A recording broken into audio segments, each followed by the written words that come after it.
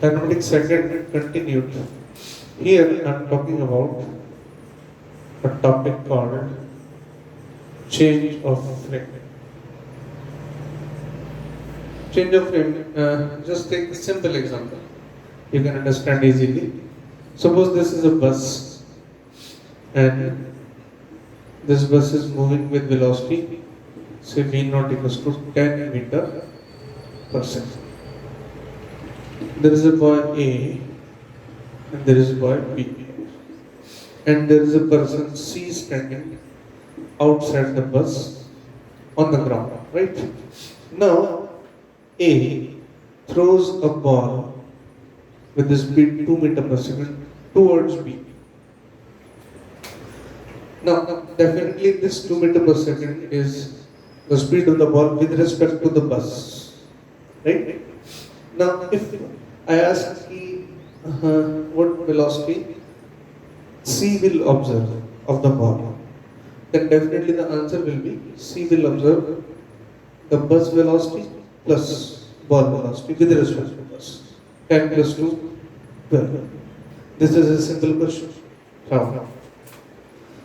Now I make this, if B throws with same velocity, then we can easily make it out that this is 10 positive, this is 2 negative, then it is 10 minus 2, 8. Well, I make it a little bit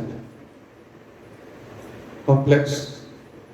It is thrown at 2 meter per second at some angle, say 37. Now what will be the velocity? Now it has become the part of that. Basically, this is the change of frame what I'm talking about. A is observing velocity in any case is different. B is observing is different because A and B are in a different frame. The frame is bus. C is on the ground. He is observing the different velocities. Now, this is the situation arises in lots of cases like rainman problem, river boat problem, aeroplane problem, or sometimes there are problems when a car is moving and any object, any other bike is moving. In these situations, a particle is observed from two different observers, two different frames. How it to be understood? Let's take a simple analysis of it. Suppose this is a frame. These are two frames, x, y, x dash, y dash. This frame is named as S dash, this is S. I'll count this frame as fixed and this frame as moving.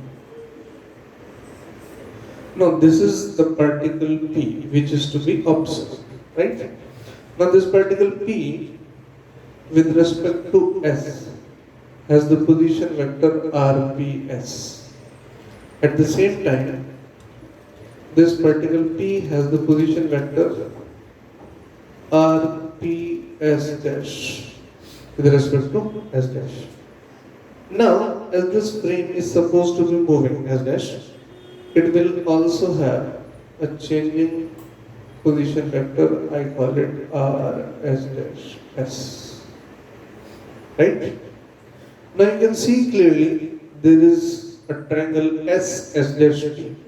In the triangle of vector addition, there was no condition that vector should lie in the plane of triangle should lie in the plane of the board. Triangle can be anywhere. Now, on this basis, if I call this is A, this is B, and this is C, because these two are placed head to tail to each other, and the last one is tail to tail and head to head with another. Now, we have this relation. This vector RPS is a resultant of this RPS dash plus RS dash S. Right? If I differentiate this equation, then it is like this.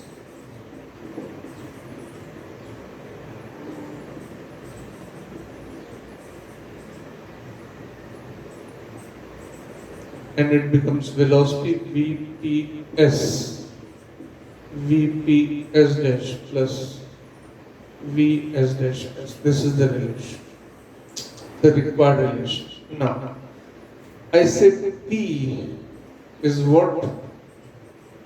Particle. S is what? Fixed frame. S dash is what? Moving. We need to memorize, we need to keep in mind this equation. Vps is equal to Vps dash plus Vs dash s. Now, on this basis, let's analyze few situations. Let's suppose I take an example because these all are example based. This is a bus or any vehicle or any car moving with velocity v naught. Say it is 12 meter per second. Here is person A throws a ball with the say 8 meter per second. Here is B and here is C. Now question is find velocity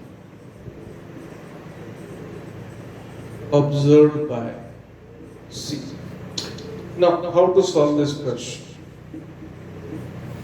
This person on the ground, C is fixed frame. So in place of S, I'll write equation here VPS is equal to VPS dash plus VS dash S. Now, C is fixed frame. This ball, I write it ball, is particle. I call this particle P. C is the person, or I call it man, because C will arise many times. Man is fixed frame. Ball is particle A, and B both are what? Moving frames. I can write it small also. Say S dash. Now, this equation should be replaced. P is what? Ball. For ball, I write small p. S is fixed frame man is equal to ball with respect to moving frame A plus velocity of moving frame A with respect to fixed frame with respect to M. Now, this is the transformation of this equation. Velocity of ball with respect to man is equal to velocity of ball with respect to A plus velocity of A with respect to man. Right? Now, the problem becomes simpler. This angle, sorry, I didn't give the angle, this is 37 degree, right? Now, velocity of ball with respect to A, this ball with respect to A is 8 cos 37 and 8 sin 37. 8 cos 37 I kept, here I draw S dash, here is S, got it? Now, 8 cos 37 I kept plus 8 sin 37j. For simplicity, if I take 10, then the equation will be easier.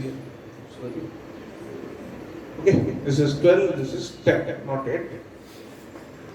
Cos 37, 4 by 5, it is 8 I cap and it becomes 12j.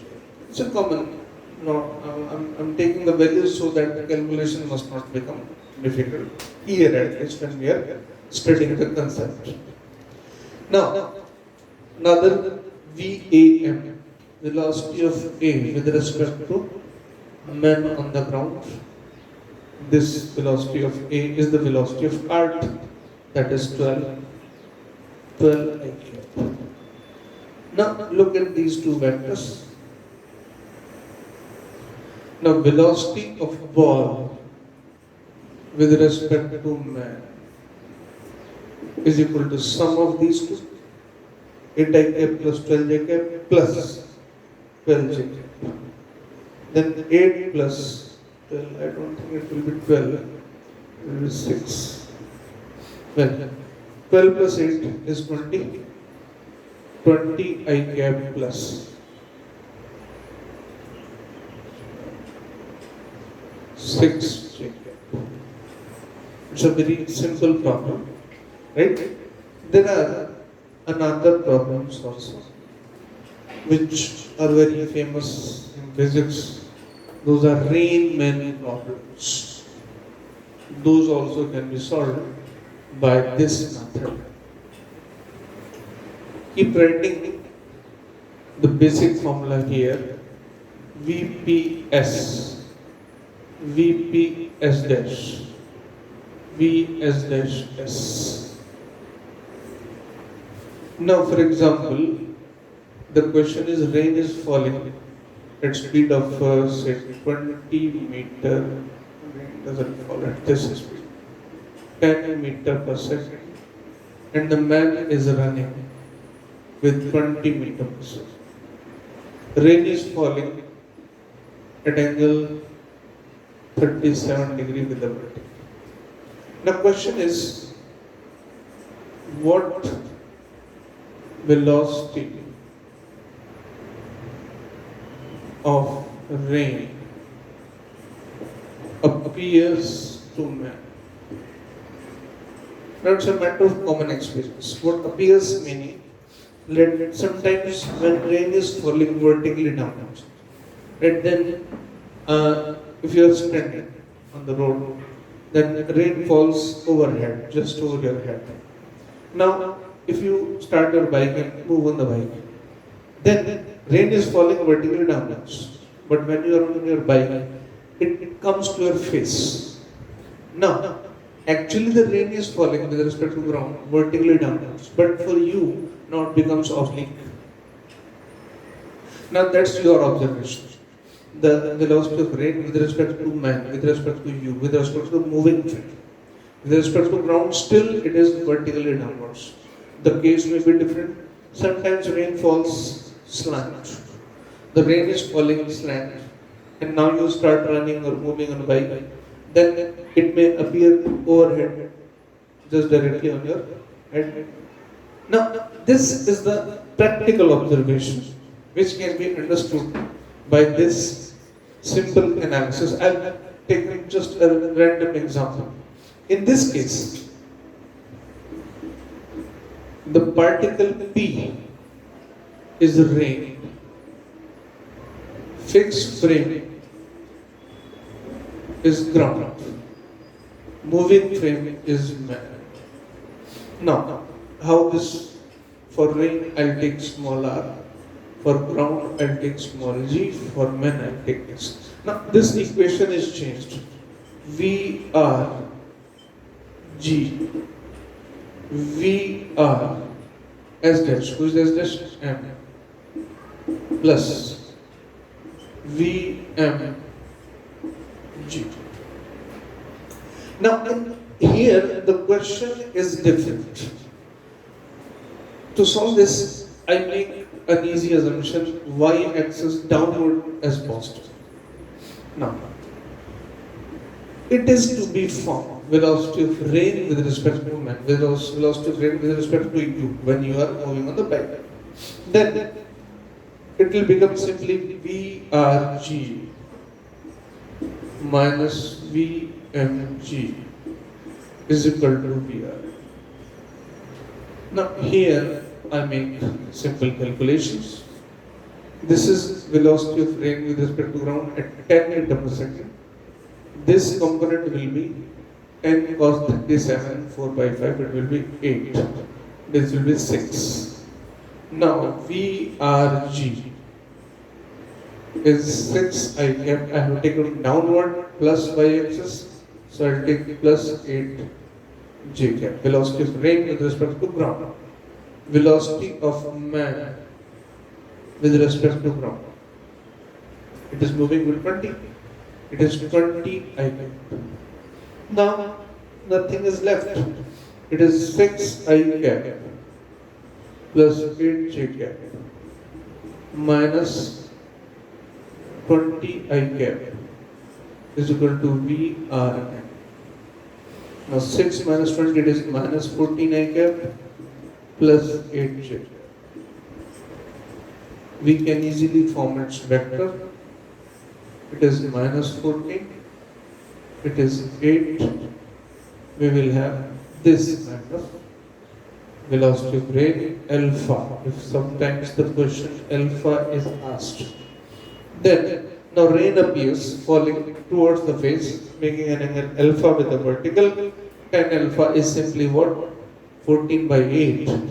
And this velocity can be calculated by this VRM, root of 14 square plus 8 square. This is the simple solution to this problem.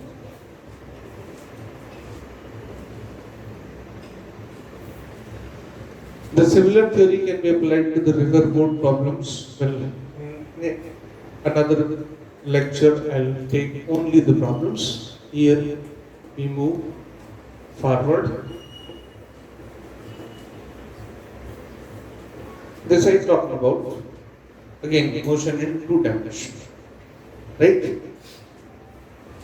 Now I come to mathematics part 1.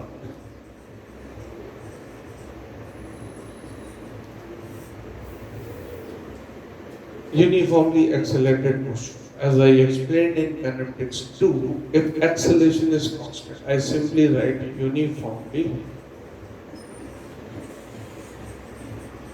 accelerated motion, and I should mention here in a straight line. Otherwise, it can be parabolic motion also.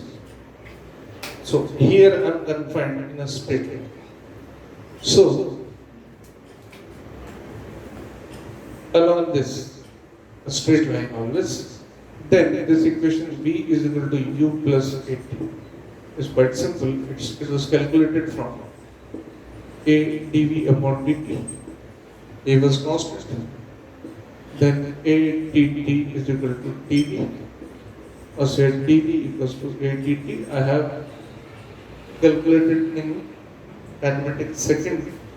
Then integration of it U to V is 0 to t. It is V minus U is equal to 80. V is equal to U plus 80.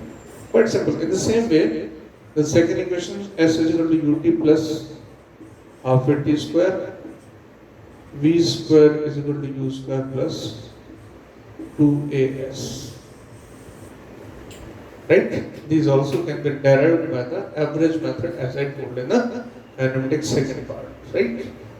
Now, what is special in these problems? Just having these equations and then solving few problems. Like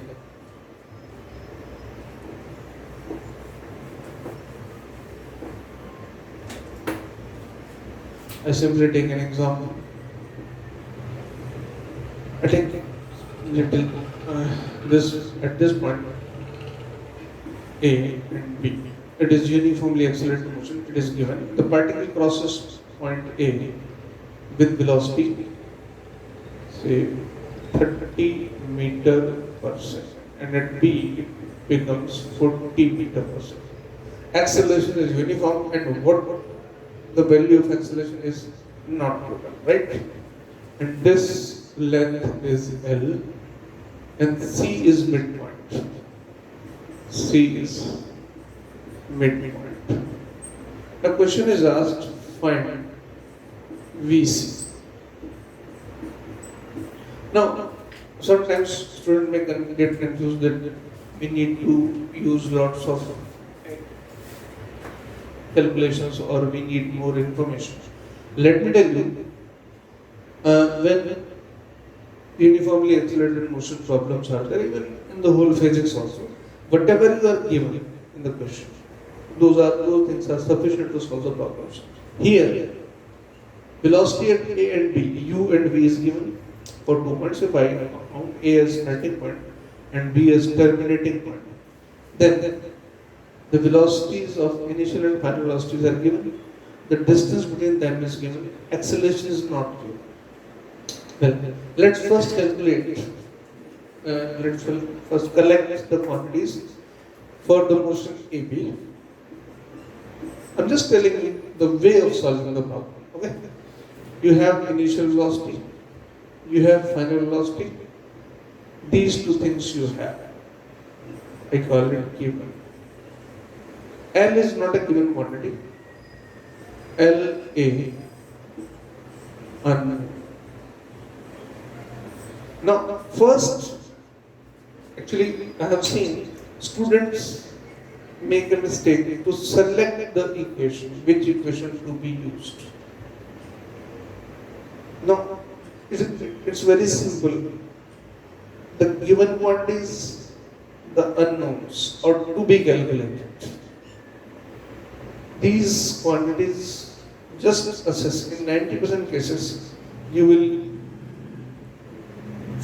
finalize which equation need to be. These four equations.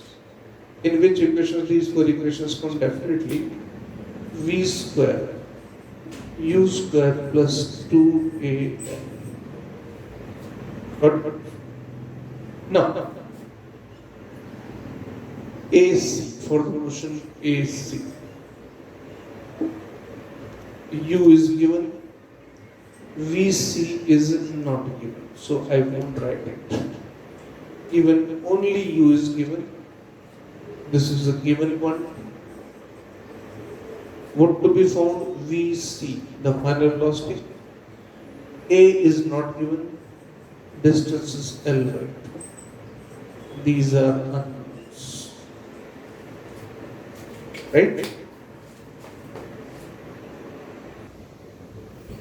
Now our concern is to find VC. I rub this section. I have two equations I will have finally. Look here, first equation I have V square is equal to U square plus 2AL. First equation. Second one will be from this. The final velocity is VC square. This is for AB and this will be for AC. U square plus 2A. Distance is L by 2. It is second question. Now this is a specific question in itself. I modify this equation U square plus AL. Got it, right? 2 cancelled. And here it is 2AL. I simply do one thing. I don't have an idea about A and L. And AL are coming. Well, multiplication, this is a fantastic thing. It's a common thing which is said in that how many, if you have two unknowns, then you must have at least two equations. If you have three unknowns, you must have at least three equations. But there is a fantastic situation. Suppose you have three unknowns, as we have three unknowns, V, C, A and L. And we have two equations only. But the two unknowns are coming in multiplication. Then that becomes a single quantity. So this calculation can be done very easily. If AL is supposed to be a single quantity, whatever it becomes. What I do here, I just multiply this equation with 2. Then this is 2VC square, 2U square plus 2AL, and write equation number 1 here, V square equals to U square plus 2AL. Now, 2AL can be easily cancelled out. I just subtract the equations. 2VC square minus V square. 2u square minus u square it just cancel out. 2vc square u square plus v square, vc square u square plus v square by 2, and vc is a root of u square plus v square by 2. Now what were the values of u and v? It was 30 square plus 40 square by 2. Vc, it becomes 50 by root. You can solve it. It becomes 25 root 2. Rationalization can be done. Now this is one of the problem I discussed here on the basis of these equations. There are, of course, kinematics section is more mathematics, less physics. So it can be understood in great details by the problems. Right? Well, I tell about one of the other formula. Distance traveled in nth second. This is just one another formula which is given in midterm. For example, the particle starts from O. These are 2 points, A and B. Suppose here the time is n, and here it is n minus 1. Then this is A to B, this SAB is distance of nth second from A. Just take an example. I take n equals to 10. This is 9. Then from A, the 9 seconds are over and 10 seconds begins. 9.1, 9.2, 9.3, 9.4, and so on. So this section, actually there is little misconception among the students which to be count 10th, which to be count nth. So look, this A to B is 10 seconds. Because at A 9 seconds are completed, 9 is gone now. Now 10 is growing from 9.1 to 9.3, from 9.4, and then it will become 10. Just as 10 crosses, 11 will grow. So this is the meaning of nth second, right? I write this is written as Sn. Now Sn is what? OB minus OA. Suppose here the speed is u, right? Now OB, I write it T1 and this Sn. Then Sn, OB, ut2 plus half 8t2 square. Simple. S is equal to ut plus half 8t square minus OA u T1 plus half a T1 square. Now Sn is u T2 minus T1 plus half a T2 square minus T1 square. This Sn T2 minus T1, n minus 1, it is 1, right? Plus half a. I write it T2 minus T1 and T2 plus T1 a square minus b square. Then this Sn becomes u plus 1 by 2a. T2 minus T1 1, T2 plus T1, n plus n minus 1, it becomes 2n minus 1. This is the formula for the distance traveled in nth second. Okay, nth second, anything could be. These are the common formulas which are studied on the board level, and derivation and applications are there. Now there is one another section which is graphs, and then we will come to the motion under gravity, because motion under gravity is also uniformly accelerated motion along motion gravity if I say vertically up, vertically down, in that case.